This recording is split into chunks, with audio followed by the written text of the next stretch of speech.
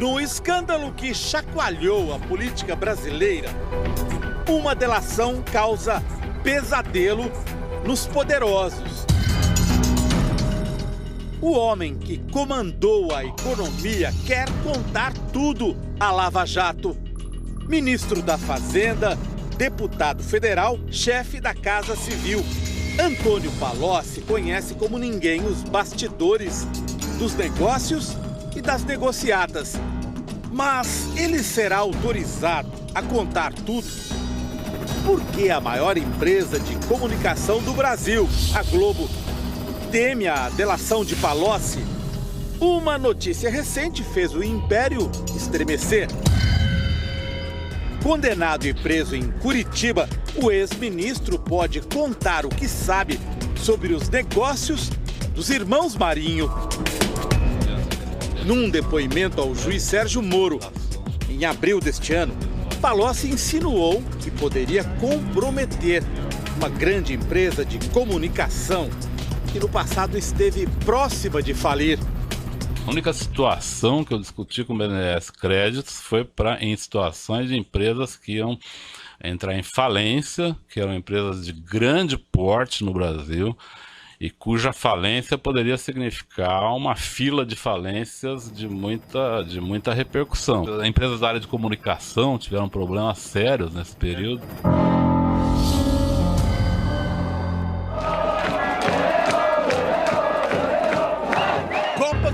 De 2002, os brasileiros vibram com o título na Coreia e no Japão.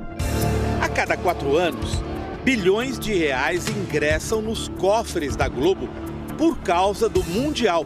São quase 50 anos de parceria da emissora com a FIFA.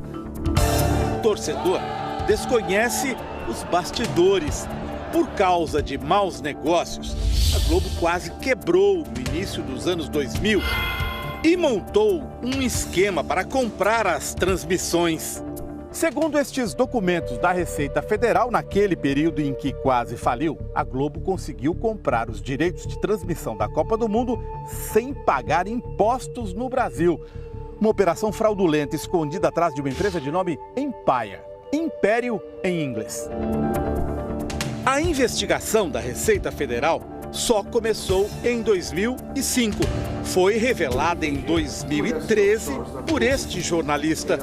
A Globo deveria ter simplesmente comprado os direitos de transmissão e pago os impostos. Ela não fez isso.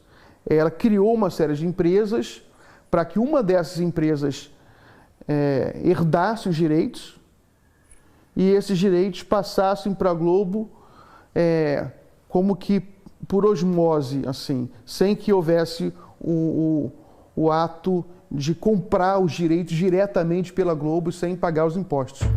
Vamos entender como tudo isso aconteceu.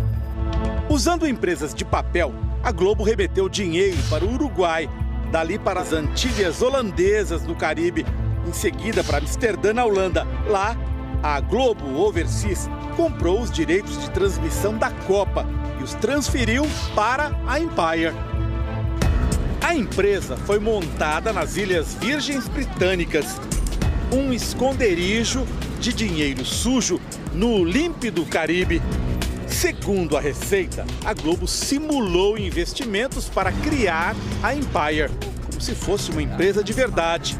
Mas era só fachada, funcionando neste endereço em Tortola, a capital das Ilhas Virgens. Assim que a Empire ficou com os direitos da Copa, ela foi dissolvida e seus bens transferidos para a Globo. Com essa manobra, a família Marinho deixou de pagar mais de 170 milhões de reais em impostos no Brasil. Então é no mínimo infantil uma empresa achar que pelo fato dela abrir uma conta corrente no exterior ou uma filial, ela escapa do cumprimento de obrigações acessórias, do cumprimento do pagamento do imposto de renda, do PiscoFins, do CID. Eu faço uma coisa que é tão óbvia, que é tão ingênua, tão infantil, porque eu tenho certeza absoluta que eu não vou ser pego. A Receita Federal acusou a Globo de simulação. Multou a empresa em 150% do valor do imposto sonegado. Pretendia processar um dos donos da emissora, José Roberto Marinho, por crime contra a ordem tributária. Quando a denúncia veio à tona, o valor devido pela família Marinho aos cofres do governo brasileiro, com multa e juros, já passava dos 600 milhões de reais. Foi então que aconteceu um episódio de cinema. Uma funcionária da Receita do Rio de Janeiro, Cristina Mares Ribeiro, que estava em férias, furtou o processo. Foi na véspera dele ser remetido ao Ministério Público Federal. Um dos donos da Globo corria o risco de ser processado criminalmente por omitir informação ou prestar declaração falsa às autoridades fazendárias. Isso beneficiou muito a Globo, porque ao não chegar no Ministério Público, não se torna uma investigação de ordem criminal, o que poderia ser um constrangimento muito grande para a família Marinho. Inclusive, constrangimento de ordem política, afinal são figuras públicas que detêm uma influência política determinante no cenário brasileiro, né? Na conjuntura política brasileira. Então eles escaparam dessa. A mulher que cometeu o furto foi condenada a 4 anos e 11 meses de prisão, mas passou menos de uma semana na cadeia até receber um habeas corpus do Supremo Tribunal Federal. Hoje, ela responde ao processo em liberdade. Fomos ao luxuoso prédio em que ela mora, na Avenida Atlântica, no Rio de Janeiro, de frente para o mar. Mas ficamos sem resposta. Ela não está aqui não. Não está? Ah, então nem adianta. Faz tempo que ela sumiu, eu não tenho mais visto. Quem teria interesse em sumir com o processo da Globo?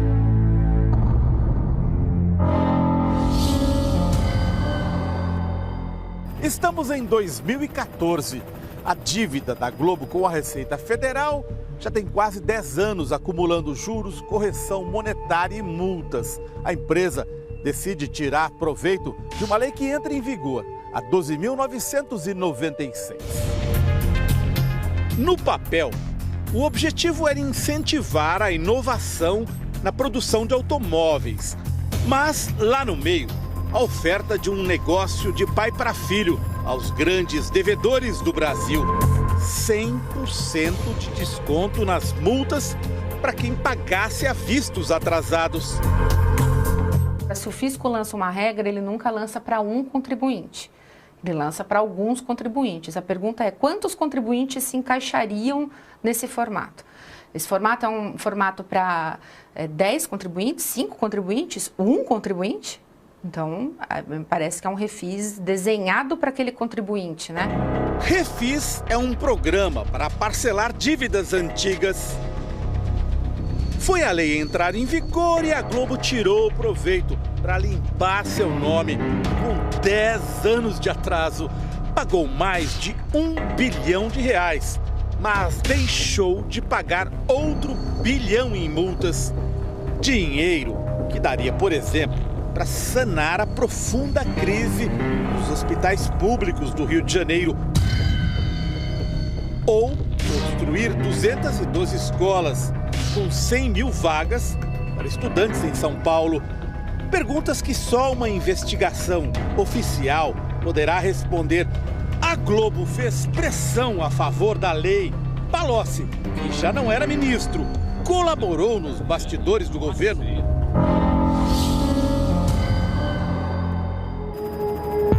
Outro episódio sobre a família Marinho envolve uma das herdeiras do Império, Paula. Janeiro de 2016. A Polícia Federal faz buscas na filial da empresa panamenha Mossack Fonseca, em São Paulo. A Mossack Fonseca oferecia a brasileiros a criação de empresas no exterior, em geral usadas para esconder patrimônio ou sonegar impostos. A Polícia Federal apreendeu milhares de páginas como estas, com informação valiosa. Uma delas chamou a atenção dos investigadores. Traz o nome de Paula Marinho, filha de um dos donos da Globo, associado a 13 empresas criadas no exterior. Antes da descoberta, o jornal O Globo da família Marinho havia definido a empresa Mossack a serviço de ditadores e delatores. Pelas anotações apreendidas, Paula pagava valores mensais a partir de uma conta bancária pessoal para manter 13 empresas de fachada no exterior. A Venke, em Las Vegas, Nevada, Estados Unidos. A A+ Holdings, no Panamá. E a Juste, nas Ilhas Seychelles, costa oriental da África. Eram empresas ligadas aos negócios de Paula Marinho e do então marido dela, Alexandre. Sem concorrência pública, nos anos 90, o casal conseguiu a concessão do estádio de remo da Lagoa Rodrigo de Freitas. Numa das renovações do contrato, Paula assina como fiadora do marido. Nos últimos 20 anos, o estádio recebeu grandes investimentos de dinheiro público por conta dos Jogos Pan-Americanos e das Olimpíadas. Tornou-se um lucrativo centro de lazer, com restaurantes e cinemas, num dos cartões postais do Rio de Janeiro. Os donos da Globo afirmam que Paula Marinho nada tem a ver com os negócios de Alexandre, que agora é ex-marido dela. Se é assim, por que a herdeira da Globo sustentava 13 empresas de fachada no exterior? Além disso, descobrimos que João Roberto Marinho, a filha Paula e o genro Alexandre compartilhavam um endereço no Rio de Janeiro para a correspondência de suas empresas. Empresa Vaincre LLC. Fica aqui, por favor. No sexto andar. Eu ouvi falar. 610, não tem? Tem, mas esse apartamento tem mais de ano que mora. Nos documentos relacionados aos negócios da herdeira da Globo, Paula Marinho, e do marido dela, um nome se destaca. Lúcia Cortes Pinto aparece como diretora de uma das empresas de fachada no exterior e também num negócio envolvendo um helicóptero. Fomos ao bairro em que Lúcia mora, no Rio de Janeiro. Queríamos perguntar se ela é usada como laranja por Alexandre, Paula ou pela Globo.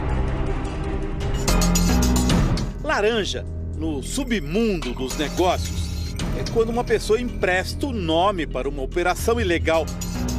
Nosso produtor não conseguiu localizar Lúcia. Está na rua. Ah, ela não está. Sabe que horas que ela volta? Não. Sei não.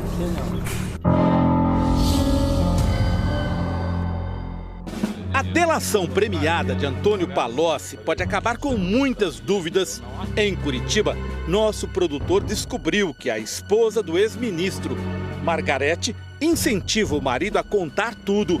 Recentemente, Palocci trocou de advogados, contratou um escritório que participou da delação do doleiro Alberto Youssef, uma peça-chave da Lava Jato. A notícia de que a delação de Palocci pode comprometer a Globo ganhou força.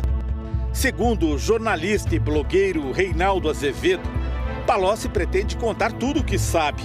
Mas o jornal Valor Econômico noticiou que a delação não deve sair com a manchete: Palocci descumpre promessa e delação fica improvável. De acordo com o texto, o ex-ministro prometeu muito e entregou quase nada. Só que o jornal que diz isso é de propriedade dos irmãos Marinho. Em Curitiba, onde está preso depois de uma condenação a 12 anos de cadeia, o ex-ministro tem relatado o que sabe aos advogados, que por sua vez conversam com integrantes do Ministério Público. Segundo fontes do Domingo Espetacular, a Polícia Federal teria sido retirada do circuito pela Procuradoria-Geral da República. Integrantes da Força-Tarefa da Lava Jato denunciam pressões para não aceitar a delação de Palocci sobre a Globo. O Domingo Espetacular fez várias perguntas à TV Globo, mas não houve resposta. E os brasileiros também correm o risco de ficar apenas com as perguntas. Por que os procuradores rejeitaram a primeira tentativa de Palocci de falar sobre a Globo? Quais são os interesses de quem protege a família mais poderosa do Brasil? Você acha que a Globo tem poder de influenciar se uma pessoa vai delatar ou não no Brasil hoje? Tem. Eu acho que a Globo tem. Eu acho que a Globo tem, ela criou ao longo da sua história, e principalmente nos últimos 30 anos, mais ou menos, com a televisão, já vinha com jornal, com rádio, mas com a televisão principalmente, um poder que muitas vezes se coloca no mesmo nível, até além dos poderes da República. A pressão dela é muito grande, é uma pressão forte, é uma pressão política que pode sim evitar até delações.